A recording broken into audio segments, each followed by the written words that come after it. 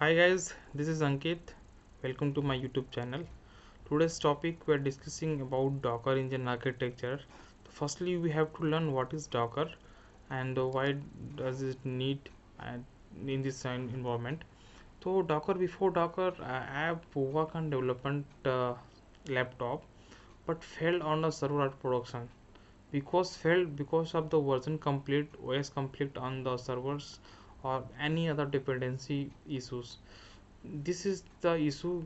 That's why Docker was developed, to solve this by packaging everything together. So what is a Docker is a containerization platform that allow you to build, package, ship and run applications along with all their dependency in a lightweight container.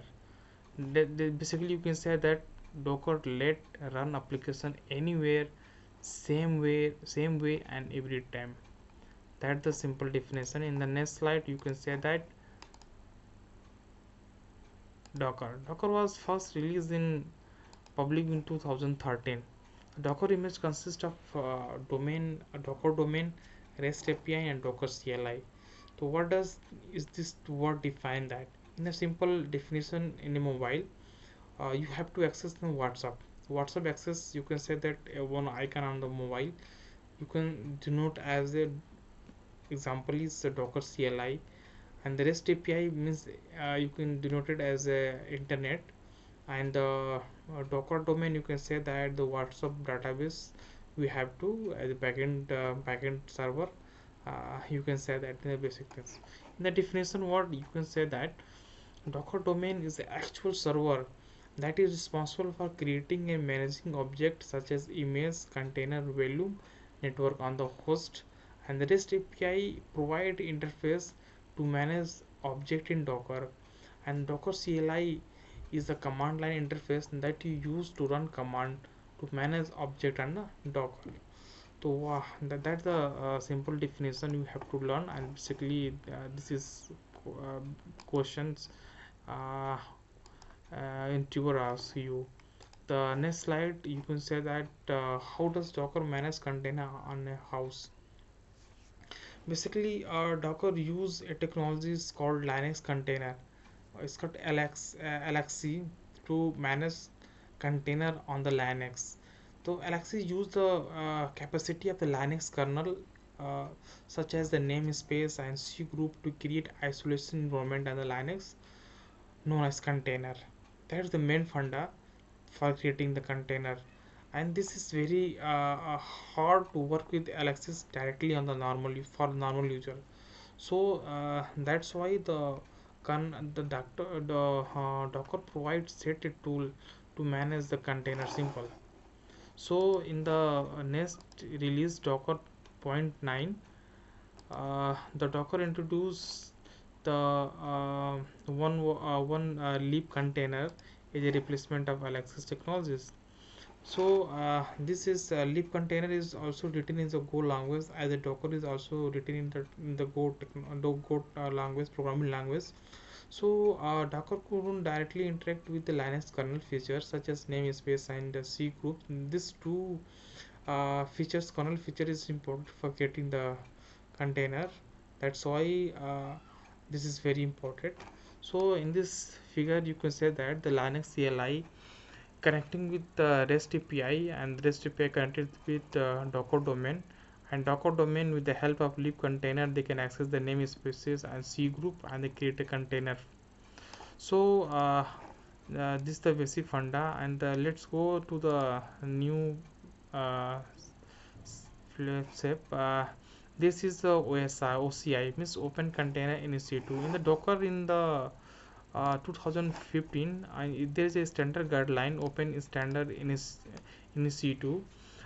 They provide a set of standardized in the container field. So they created two specification. First is runtime specification, and the second is image specification. Runtime specification means we have to define the life cycle of a container. Means the technology, there is a word create, means create the container. Start means start command means start the container. That's type of runtime specification they have to define. And the image specification, they has to specify the image that could be work on the all the platform. That the simple you can say that. So in the next slide you can say that this is the architecture, and then let's go to the version Docker version 1.11, in which you can say that in the Docker domain there is a lots of thing. This is the image, this volume, this network, and the managed container. This is this is the big things in the Docker. But basically we are creating container that not need that too much data of the Docker. That's why in the latest version the Docker has divided and divided itself, and with the help of runC is help to create the container. That's why you do not need all this feature of Docker. So you can say that a domain that manage container in the next slide. This is the domain that manage container become a separate component is known as containerd. That's an it now manage runC that turn use as a libcontainer to create container on a host to run to that's the main creation. And now right now the container is created, but who does care the who take care of container when the damage itself is down? These are big things. That's why uh, containerd-shim is added to the container, because this is the domainless.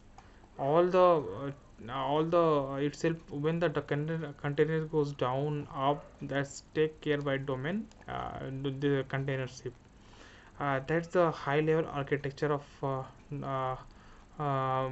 Docker. You can say that Docker CLI connected to the REST API, and REST API connected to the Docker domain. Docker domain has lots of features like image volume network. They do not require anything, because in the with the help of we just generally create the container. Container is created by the help of containerd and managed by containerd-shim, and this is run on the libkernel Linux kernel, and we are using namespace and cgroup. That's all. This is basic things. Just hoping that if you should like my videos. Thank you so much for you for viewing all this. Thank you so much.